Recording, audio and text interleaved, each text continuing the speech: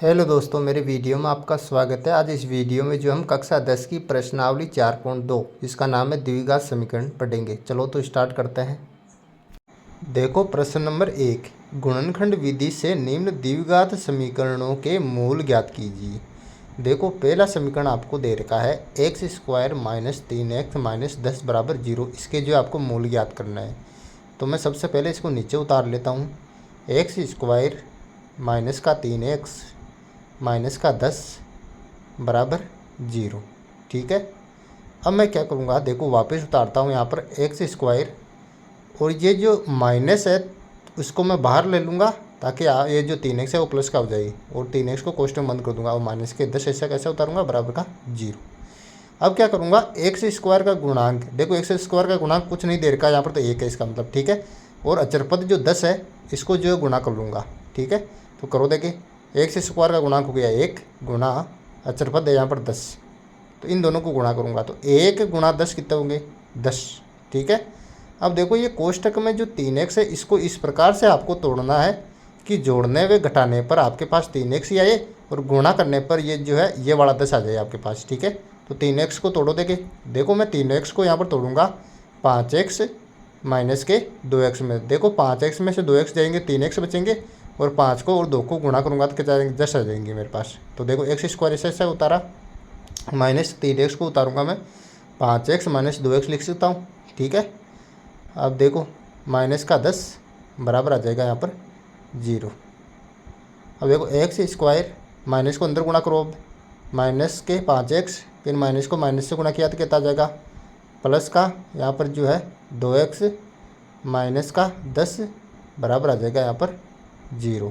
ठीक है, अब देखो एक्स स्क्वायर माइनस 5x में से मैं कॉमन लूँगा यहाँ पर x। ठीक है, तो ये x कॉमन ले लिया और यहाँ पर अंदर बचेगा x माइनस का 5। ठीक है, अब देखो प्लस के 2x माइनस 10 में से यहाँ पर जो है मैं प्लस के 2 कॉमन ले लूँगा, प्लस के 2 कॉमन ले लिया, फिर देखो x माइनस के 5 क्वेश्चन बंद कर दूंगा, बराबर का आ जाएगा यहाँ पर 0।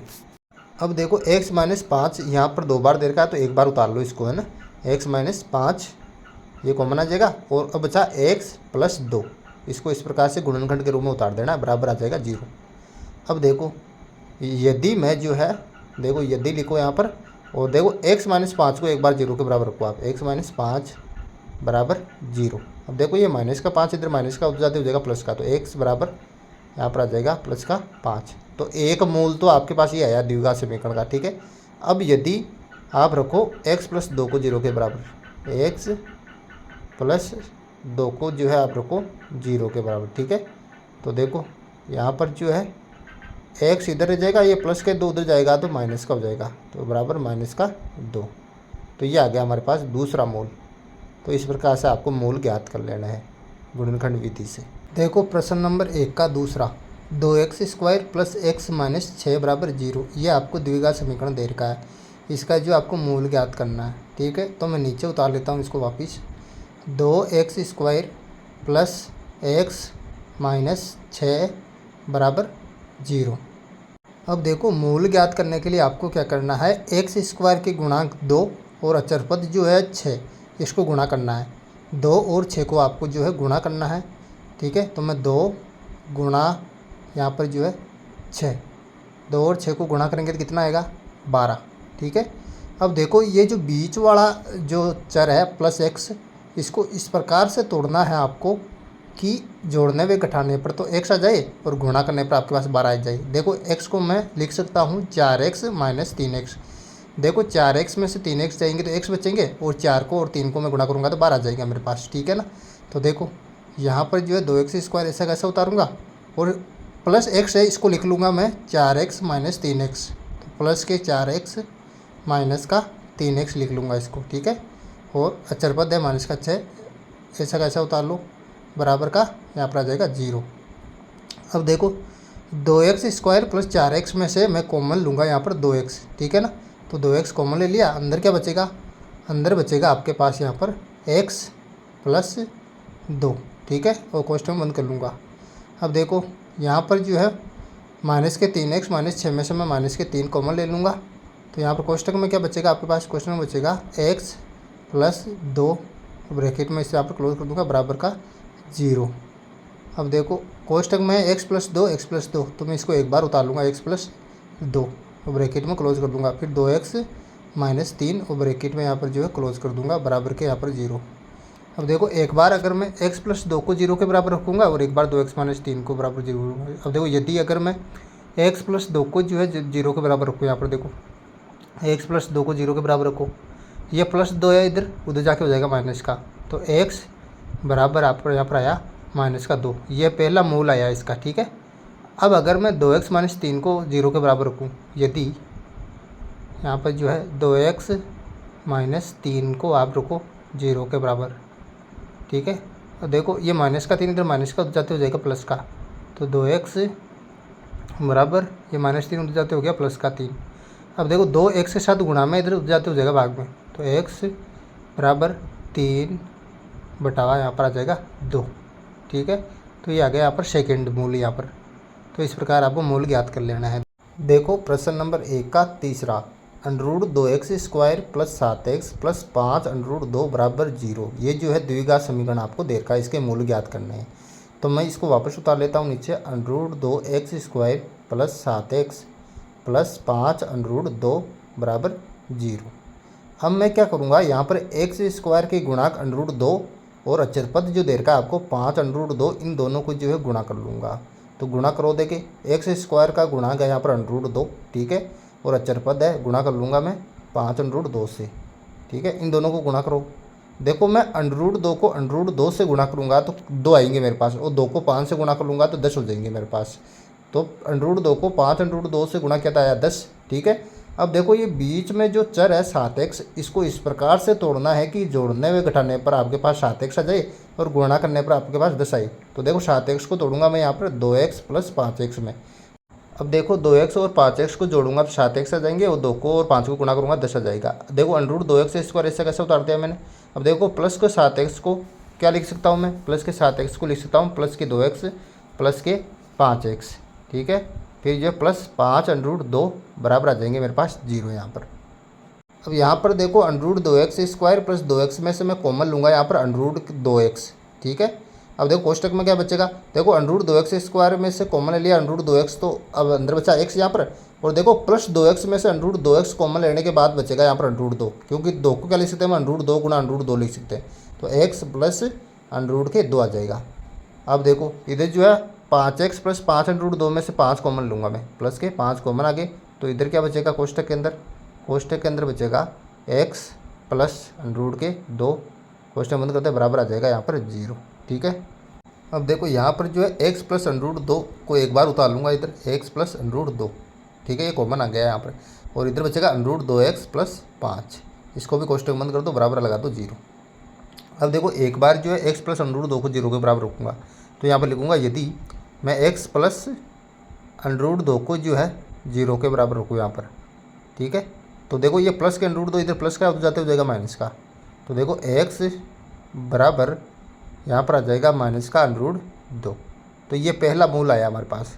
अब एक बार जो √2x + 5 को जो 0 के बराबर रख कर देखता हूँ, देखो यदि √2x + 5 बराबर आ जाएगा यहाँ पर 0, देखो ये पहले जो है प्लस का 5 उधर जाएगा तो माइनस का हो जाएगा, तो √2x बराबर प्लस का 5 इधर आया तो किसका हो गया, माइनस का 5।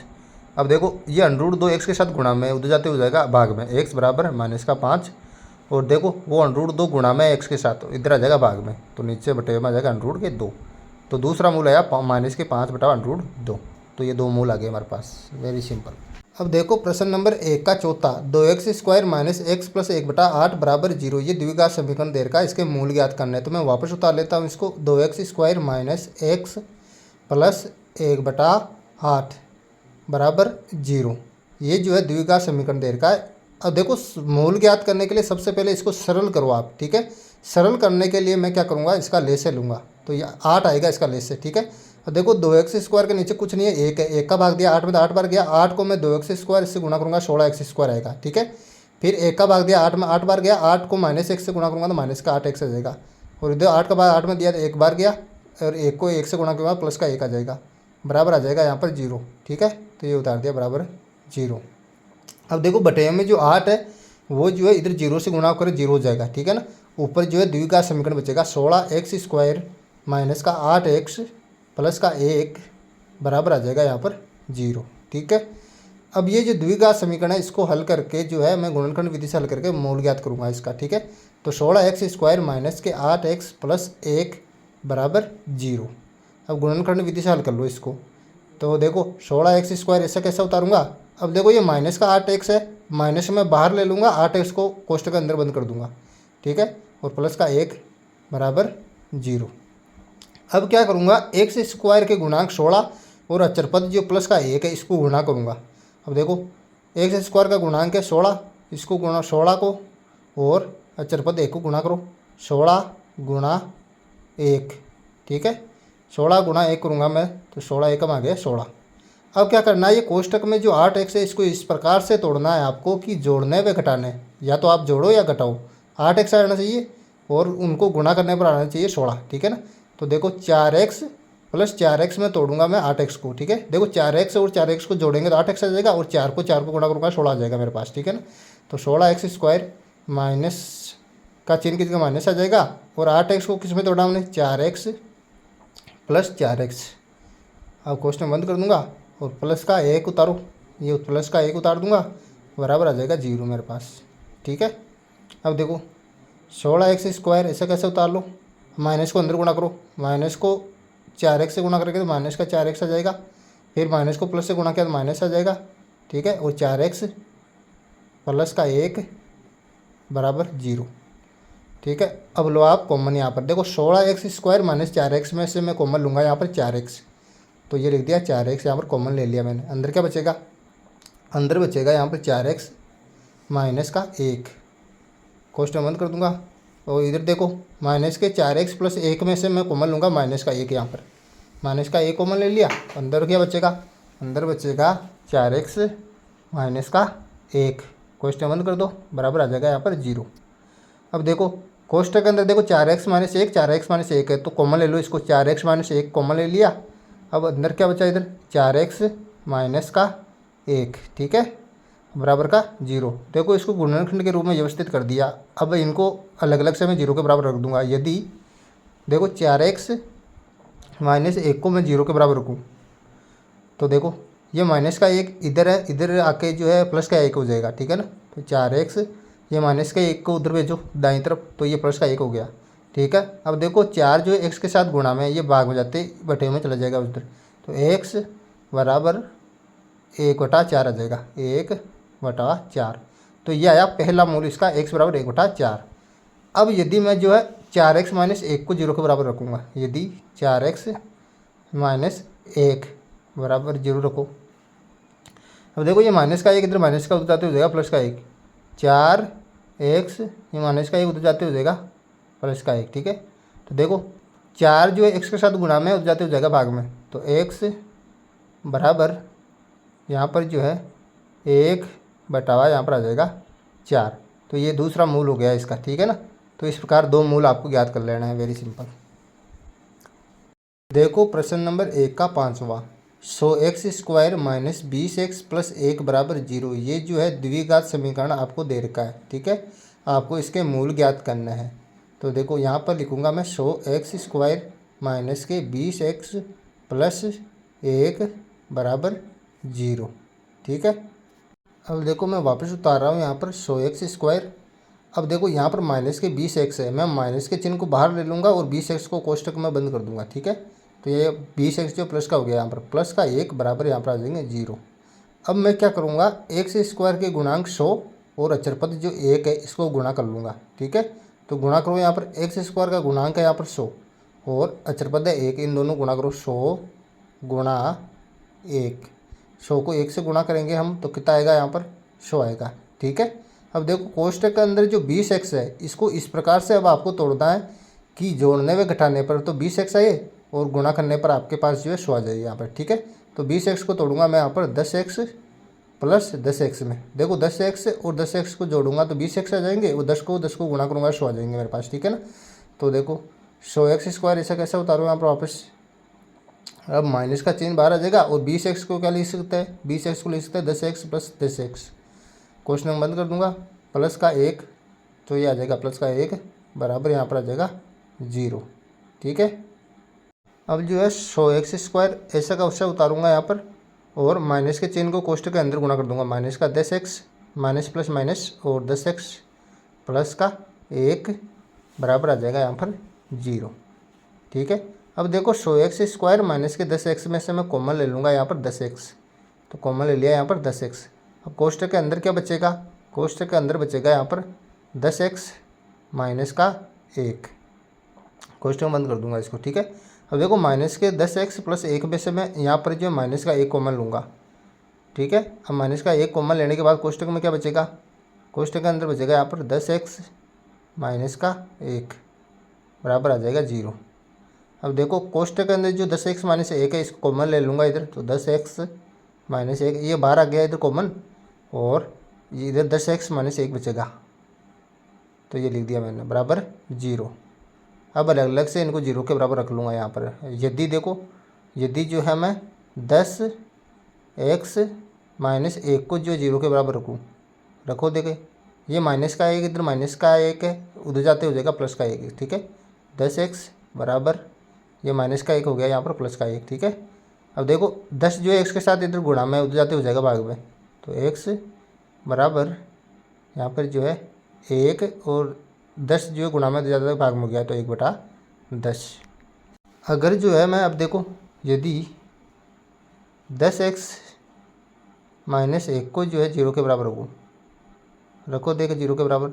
अब देखो माइनस का 1 इधर माइनस का उधर जाते हो जाएगा प्लस का, 10x बराबर हो गया ये प्लस का 1। अब देखो ये 10 जो है x के साथ गुणा में ये भी उधर जाएगा तो भाग में चला जाएगा 1 के, तो x बराबर 1/, यहाँ पर 10, तो 1/10 और 1/2 से यहाँ पर दोनों मूल आ गए इसके। ठीक है ना, तो इस प्रकार से मूल ज्ञात कर लेना है, वेरी सिंपल। अब देखो प्रश्न नंबर 2, उदाहरण 1 में दी गई समस्याओं को हल कीजिए। देखो डिस्क्रिप्शन में आपको लिंक दे रखी है एक, वहाँ पर जो है उदाहरण 1 हल किया हुआ है, वहाँ पर जाके आप देख सकते हो उदाहरण 1 को। ठीक है ना, देखो प्रश्न नंबर 3, ऐसी दो संख्याएं ज्ञात कीजिए जिनका योग 27 हो और गुणनफल 182 हो। देखो यहाँ पर दो संख्याएं दे रखी है और उनका योग जो है आपको दे रखा है 27 और गुणनफल दे रखा है 182। तो मैं क्या करूँगा, यहाँ पर पहली संख्या मान लूँगा।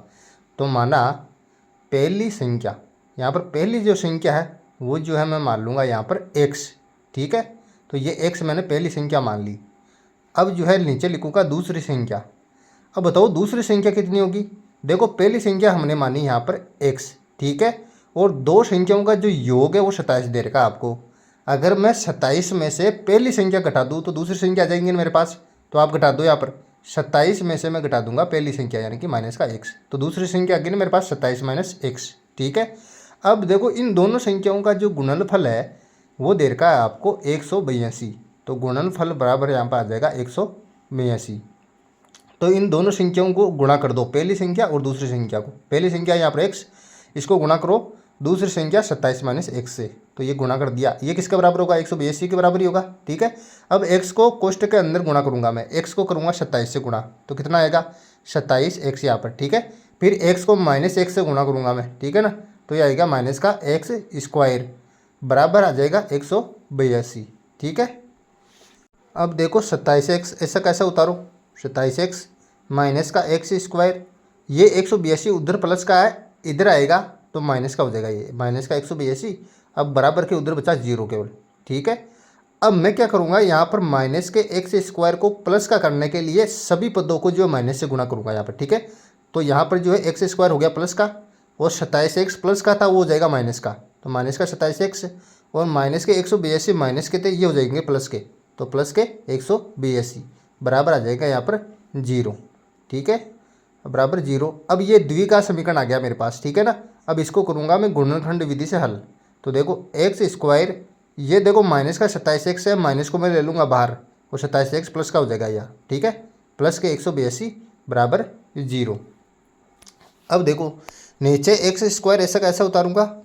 अब देखो, अब कोष्ठक के अंदर जो 27x है इसको इस प्रकार से तोड़ना है कि जोड़ने में घटाने पर तो 27x आए और गुणा करने पर कितना आए 182 आए। ठीक है ना, तो देखो तोड़ो उसको, यहाँ पर माइनस 27x को तोड़ लूँगा मैं 13x प्लस के 14x में, देखो 13x को और 14x को आप जोड़ोगे ना तो 27x आएंगे, और 13 को 14 को गुणा करोगे तो आपके पास 182 आ जाएंगे। तो इस प्रकार से आपको तोड़ लेना है आसानी से, ठीक है ना।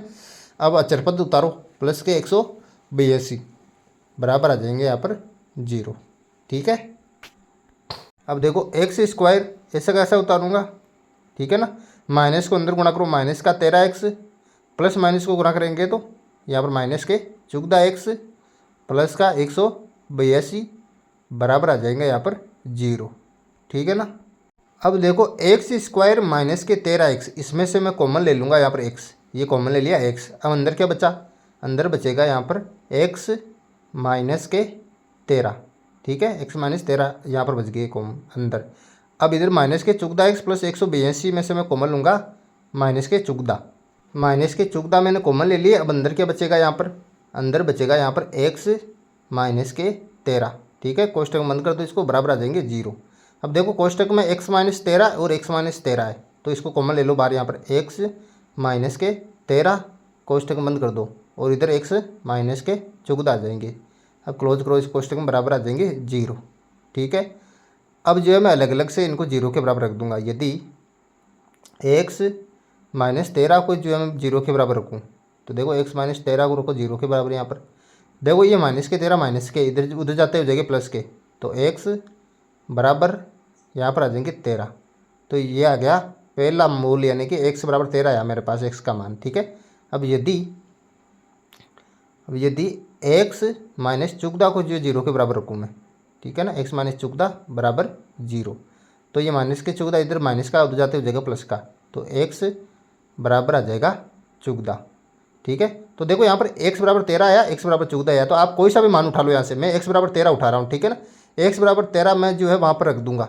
तो देखो यहाँ पर जो है पहली संख्या हम ज्ञात कर लेंगे। देखो पहली संख्या हमने क्या मानी थी, x मानी थी, ठीक है ना। तो देखो पहली संख्या x मानी थी हमने, ठीक है ना। तो x का मान कितना आया, 13 आया, तो पहली संख्या हो जाएगी यहाँ पर 13। और दूसरी संख्या क्या थी, देखो दूसरी संख्या कैसे ज्ञात करेंगे। देखो दूसरी संख्या थी 27, और 27 में से घटाया था x, तो x कितनी है यहाँ पर 13 है, तो 27 में से 13 घटा दो आप, 27 माइनस 13, 27 में से 13 जाएंगे कितना बचेगी 14, तो ये उतार दिया मैंने 14, ठीक है। तो ये दूसरी संख्या हो जाएगी यहाँ पर, ठीक है ना। इस प्रकार से आपको ज्ञात कर लेना है। देखो प्रश्न नंबर 4, दो क्रमागत धनात्मक पूर्णांक ज्ञात कीजिए जिनके वर्गों का योग 365 हो, ठीक है। तो देखो यहाँ पर जो है मैं दो धनात्मक पूर्णांकों में से पहला जो धनात्मक पूर्णांक है वो मान लूँगा कि माना प्रथम धनात्मक पूर्णांक जो है वो जो है मैं मान लूँगा यहाँ पर x, ठीक है। अब जो है दूसरा धनात्मक पूर्णांक कितना होगा, देखो दोनों धनात्मक पूर्णांक लगातार है, तो दूसरा धनात्मक पूर्णांक कितना हो जाएगा, यानी कि x के अगला धनात्मक पूर्णांक कितना होगा। यदि मैं x में 1 जोड़ दूँ तो इसका अगला जाएगा ना, तो x प्लस 1 जो है इसका दूसरा जो धनात्मक पूर्णांक हो जाएगा। दोनों क्रमागत है, क्रमागत का मतलब लगातार, ठीक है ना।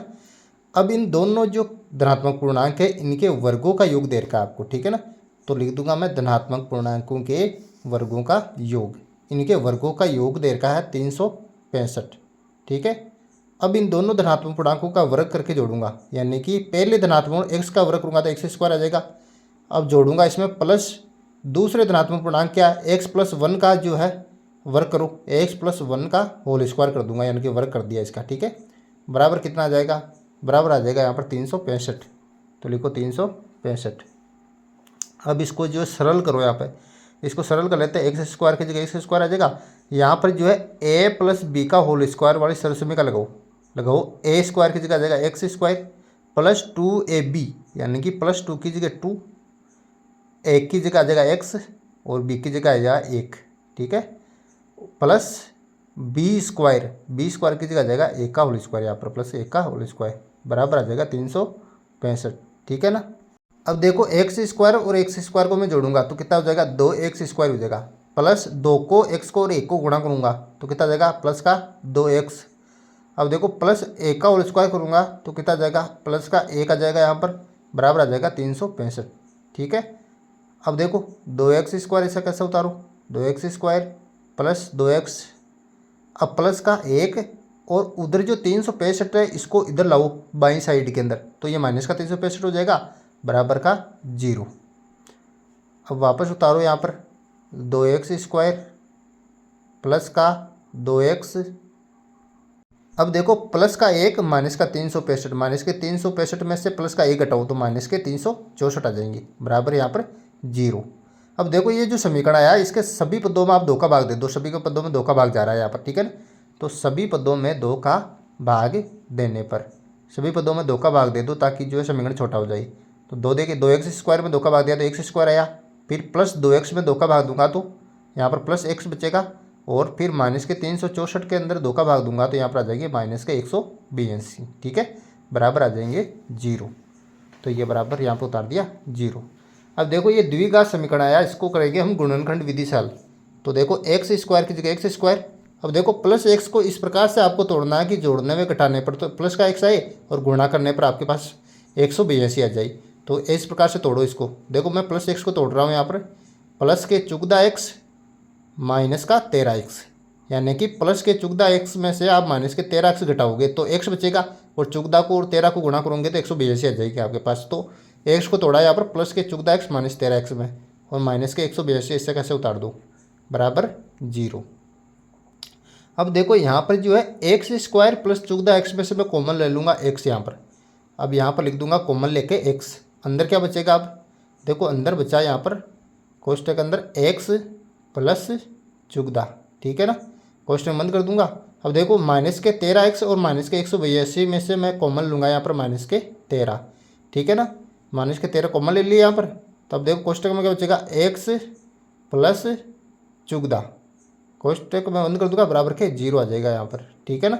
अब देखो कोष्टक के अंदर है x प्लस चुगदा, तो इसको एक बार उतार लो यहाँ पर, x प्लस चुगदा, कोष्टक बंद करो।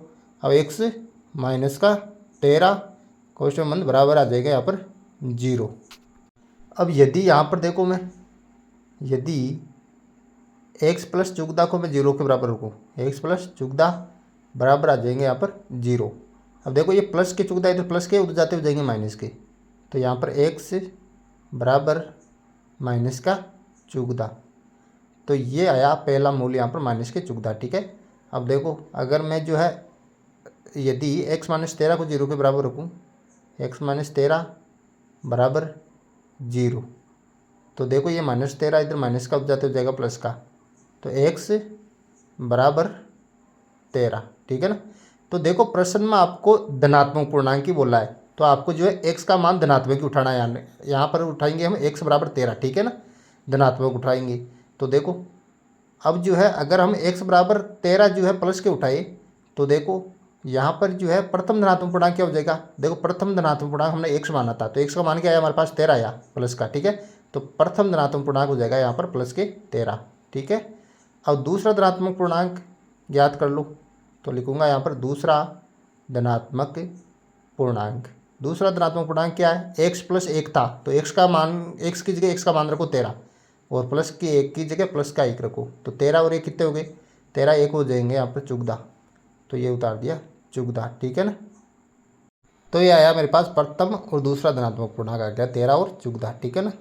देखो प्रश्न नंबर 5, एक समकोण त्रिभुज की ऊंचाई इसके आधार से 7 सेंटीमीटर कम है, यदि कर्ण 13 सेंटीमीटर का हो तो अन्य 2 भुजाएं ज्ञात कीजिए। अब देखो प्रश्न के अंदर जो है समकोण त्रिभुज की बात हो रही है, तो मैं एक जो है ABC एक समकोण त्रिभुज यहाँ पर बना लूँगा जिसका कोण भी समकोण है। अब यहाँ पर जो मान लूँगा मैं, देखो माना समकोण त्रिभुज की का जो आधार है वो मान लूँगा मैं, समकोण त्रिभुज का जो आधार है वो 1 सेंटीमीटर मान लूँगा, ठीक है ना। तो यहाँ पर BC आधार है, तो BC की जगह लिख दूंगा मैं 1 सेंटीमीटर, ठीक है। अब देखो जो ऊंचाई है इसके आधार से 7 सेंटीमीटर कम है, तो ऊंचाई क्या हो जाएगी, यानी कि आधार से 7 सेंटीमीटर कम है, तो x में से मैं 7 घटा दूंगा, तो x माइनस 7 जो है ऊंचाई हो जाएगी। तो AB जो ऊंचाई है चित्र के अंदर, तो ये हो जाएगी x माइनस 7, ठीक है। अब देखो कर्ण दे रखा है आपको प्रश्न के अंदर 13 सेंटीमीटर, ठीक है ना, तो ये जो है कर्ण हो गया 13 सेंटीमीटर, और चित्र के अंदर जो है AC जो है कर्ण है, तो ये हो गया AC 13 सेंटीमीटर, ठीक है। अब देखो त्रिभुज ABC एक समकोण त्रिभुज है, ठीक है, अतः पाइथागोरस प्रमेय से, तो पाइथागोरस प्रमेय लगाओ यहाँ पर। पाइथागोरस प्रमेय क्या होती है, कर्ण स्क्वायर बराबर आधार स्क्वायर प्लस लंब स्क्वायर, ठीक है। देखो कर्ण का मान क्या होता है, कर्ण का मान होता है 13, तो 13 का स्क्वायर हो जाएगा बराबर आधार क्या है, देखो आधार है x का होल स्क्वायर हो जाएगा, प्लस लंब क्या है, लंब है x माइनस 7 का होल स्क्वायर। ठीक है, अब करो 13 का होल स्क्वायर, 13 का स्क्वायर करेंगे तो 169 आएगा बराबर x का स्क्वायर करेंगे तो x स्क्वायर आ गया, प्लस यहाँ पर लगाओ a माइनस बी का होल स्क्वायर वाली सरसमी का, a माइनस बी का होल स्क्वायर वाली सरसमी का लगाऊँ तो a स्क्वायर का x स्क्वायर हो जाएगा माइनस 2ab, यानी कि माइनस के 2 की जगह माइनस के 2, a का मान x है तो x और b का मान 7 है तो 7। ठीक है, प्लस b स्क्वायर होता है तो प्लस यहाँ पर जो है 7 का स्क्वायर हो जाएगा। ठीक है ना, अब देखो 169 की जगह 169 आ जाएगा यहाँ पे बराबर का चिन्ह। अब देखो एक्स स्क्वायर और एक्स स्क्वायर को जोड़ेंगे यहाँ पर तो कितना आएंगे, 2x स्क्वायर आ जाएंगे, तो 2x स्क्वायर हो गए। अब देखो माइनस के 2x और 7 को गुणा करो यहाँ पर तो माइनस के 14x, अब प्लस 7 का स्क्वायर करेंगे तो कितना आ जाएगा, प्लस के यहाँ पर 49। ठीक है ना, अब देखो यहाँ पर जो है 2x स्क्वायर माइनस के 14x प्लस के 49। अब देखो 169 उधर जो है प्लस के इधर आते हो जाएगा माइनस के, तो माइनस के लिए आया इधर बराबर का आ जाएगा 0। ठीक है, अब देखो 2x स्क्वायर ऐसा कैसा उतारूंगा मैं यहाँ पर माइनस का 14x।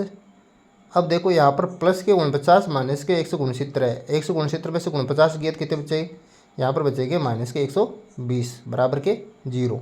अब देखो यहाँ पर सभी पदों के अंदर 2 का भाग जा रहा है तो 2 का भाग दे दो सभी पदों के अंदर, तो मैं लिख दूंगा यहाँ पर सभी पदों में 2 का भाग देने पर, 2 का भाग दो देंगे सभी पदों के अंदर, 2x स्क्वायर में 2 का भाग दिया तो यहाँ पर बचा x स्क्वायर। ठीक है, x स्क्वायर लिख दिया, माइनस के 14x में आप 2 का भाग दोगे तो कितना बचेगा माइनस का 7x, और माइनस के 120 में 2 का भाग दूंगा तो यहाँ पर कितने बचेगा माइनस का 60 बराबर आ जाएगा यहाँ पर 0। ठीक है, एक्स स्क्वायर माइनस के 7x माइनस के 60 ये आया द्विघात समीकरण। तो इस द्विघात समीकरण को जो है अब मैं गुणनखंड विधि से हल कर लूँगा, तो वो द्विघात समीकरण वापस उतार लेते हैं इधर इसको, एक्स स्क्वायर माइनस के 7x माइनस का 60 बराबर 0, ये जो है द्विघात समीकरण आया था हमारे पास, इसको करो गुणनखंड विधि से हल। तो इसके लिए मैं क्या करूँगा, एक्स स्क्वायर की जगह एक्स स्क्वायर लगाऊंगा और मैं माइनस को बाहर ले लूँगा यहाँ पर, ताकि जो है 7x प्लस का हो जाए, माइनस बाहर ले लिया और 7x प्लस का हो गया, माइनस का 60 बराबर आ जाएगा यहाँ पर 0। ठीक है, अब क्या करना है, एक्स स्क्वायर की जगह एक्स स्क्वायर उतारूंगा। अब देखो 7x जो है कोष्टक में इसको इस प्रकार से तोड़ना है कि जोड़ने में घटाने पर 7x आए, गुणा करने पर 60 आ जाए आपके पास। तो देखो मैं 7x को तोड़ूंगा यहाँ पर 12x माइनस के 5x में, तो तोड़ो 12x माइनस के 5x। देखो 12x में से मैं 5x घटाऊंगा तो 7x आ जाएंगे, और 12 को 5 को गुणा करूंगा तो यहाँ पर आ जाएंगे 60। ठीक है ना, इस प्रकार से आपको तोड़ लेना है आसानी से। अब जो है माइनस 60 है तो अचर पद ऐसा कैसे उतार दो, माइनस का 60 बराबर आ जाएगा मेरे पास यहाँ पर 0। ठीक है ना, अब जो है एक्स स्क्वायर की जगह एक्स स्क्वायर उतारो, माइनस का चिन्ह को अंदर गुणा कर दो आप, माइनस के चिन्ह को अंदर गुणा करेंगे तो माइनस के 12x आ जाएंगे, और माइनस के माइनस से गुणा के प्लस के 5x माइनस के 60 बराबर 0 आगे। ठीक है, अब जो है मैं क्या करूँगा, एक्स स्क्वायर माइनस 12x में से मैं x कॉमन ले लूँगा यहाँ पर, तो लो दे के कॉमन x कॉमन ले लो यहाँ पर। ठीक है, x कॉमन लेते ही अंदर बचेगा यहाँ पर, क्या बचेगा अंदर, देखो अंदर बचेगा यहाँ पर x माइनस का 12। ठीक है ना, अब कोष्टक बंद कर दो इसको, फिर प्लस के 5x और माइनस के 60 में से कॉमन ले लो यहाँ पर, प्लस के 5 और अंदर क्या बचेगा, अंदर बचेगा यहाँ पर x, यहाँ पर जो है x माइनस का और 12। ठीक है ना, कोष्टक बंद कर दो, बराबर का आ जाएगा यहाँ पर 0। अब देखो x माइनस 12 और x माइनस 12 है यहाँ पर, तो x माइनस 12 यहाँ पर जो है उतार दो, और x प्लस 5 है तो x प्लस 5 यहाँ पर उतार दो इस जगह साथ। ठीक है, बराबर आ जाएगा यहाँ पर 0। अब देखो इनको अलग अलग से 0 के बराबर रख दो यहाँ पर, यदि यहाँ पर x माइनस 12 को अगर हम 0 के बराबर रखें तो देखो रुको बराबर के 0 के बराबर, अब देखो माइनस के 12 इधर माइनस के जाते हो जाएंगे प्लस के, तो x बराबर यहाँ पर आ जाएगा 12। तो ये पहला मूल आया हमारे पास। ठीक है ना, अब यदि मैं x प्लस 5 को जो 0 के बराबर रखूँ, यदि x प्लस 5 को रखो 0 के बराबर यहाँ पर, अब देखो ये प्लस का 5 इधर प्लस का है, उधर जाते हो जाएगा माइनस का, तो मैं उतारूँगा यहाँ पर x बराबर माइनस का 5, ये दूसरा मूल आया। अब देखो यहाँ पर x का मान आपको प्लस का 12 उठाना है, क्योंकि कोई भी भुजा जो माइनस में नहीं होती, ठीक है ना। तो समकोण त्रिभुज का जो आधार क्या हो जाएगा, एक्स माना था ना हमने, तो यहाँ पर एक्स बराबर प्लस के 12 उठाना है, माइनस का नहीं उठेगा क्योंकि कोई भी समकोण त्रिभुज की भुजा जो माइनस में नहीं होती। अब देखो ऊंचाई, ऊंचाई क्या करना है, एक्स में से 7 घटाना है। देखो 12 में से 7 घटाओ, ठीक है ना, 12 में से 7 घटाओ, 12 में से 7 घटाएंगे तो क्या बचेगा, 5 सेंटीमीटर, ठीक है ना, 5 सेंटीमीटर यहाँ पर बच गया। देखो प्रश्न नंबर 6, एक कुटीर उद्योग एक दिन में कुछ बर्तनों का निर्माण करता है। एक विशेष दिन ये देखा गया कि प्रत्येक नग की निर्माण लागत रुपये में दे रखी है। उस दिन के निर्माण किए गए बर्तनों की संख्या के दुगने से 3 अधिक थी।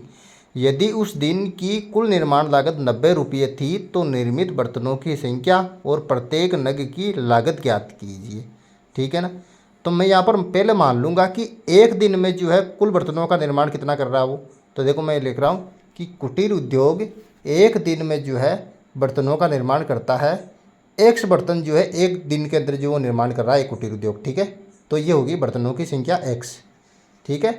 अब जो है एक नग की, एक नग का मतलब है एक बर्तन की जो लागत दे रखी है, यानी कि प्रत्येक नग की निर्माण लागत, नग का मतलब है एक बर्तन की जो लागत है वो, देखो यहाँ पर कंडीशन क्या दे रखी है कि बर्तनों की संख्या के दुगने से 3 अधिक। बर्तनों की संख्या कितनी है, एक्स है, एक्स का दुगना यानी कि 2x, ठीक है, 2x यानी कि बर्तनों की संख्या के दुगने से 3 अधिक है, तो मैं 3 जोड़ दूंगा इसमें, यानी कि 2x + 3 है एक बर्तन की लागत, ठीक है ना।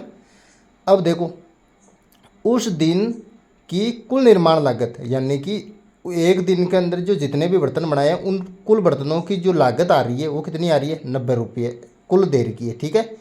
अब देखो मैं अगर जितने बर्तन वो निर्माण कर रहा है एक्स, ठीक है, उसको गुणा कर दूंगा 2x एक बर्तन की लागत से, यानी कि 2x + 3 से, तो मेरे पास कुल लागत आ जाएगी ना यहाँ पर बराबर 90 रुपये। यानी कि कुल बर्तनों की संख्या को मैंने एक बर्तन की लागत से गुणा कर दिया तो कुल 90 रुपये आ गए मेरे पास। अब वो अंदर गुणा करो इसको, एक्स को 2x से गुणा किया तो 2x², और एक्स को मैं 3 से गुणा करूँगा तो यहाँ पर आ जाएगा प्लस के 3x, अब आ जाएगा बराबर का 90। अब देखो वापस 2x² ऐसा कैसा उतार लूँगा मैं, यहाँ पर 2x² उतार लिया प्लस के 3x। अब देखो 90 इधर प्लस के उधर जाते हो जाएंगे माइनस के, तो ये हो गया माइनस का 90 बराबर के 0, ठीक है ना। अब ये जो है एक द्विघात समीकरण आया यहाँ पर, इस द्विघात समीकरण को मैं गुणनखंड विधि से हल करूँगा तो 2x² प्लस के 3x माइनस के 90 बराबर 0। इस समीकरण को वापस ऊपर उतार लिया मैंने, ठीक है। अब देखो यहाँ पर जो है 2x² ऐसा कैसा उतारूँगा, अब देखो प्लस 3x को इस प्रकार से तोड़ना है कि जोड़ने में घटाने पर 3x आपके पास आ जाए और गुणा करने पर जो है आपके पास आए 180 यहाँ पर, ठीक है ना। अब देखो तोड़ो देगा इसको, मैं इसको तोड़ दूंगा, प्लस के 15x में से घटा दूंगा यहाँ पर माइनस के 12x।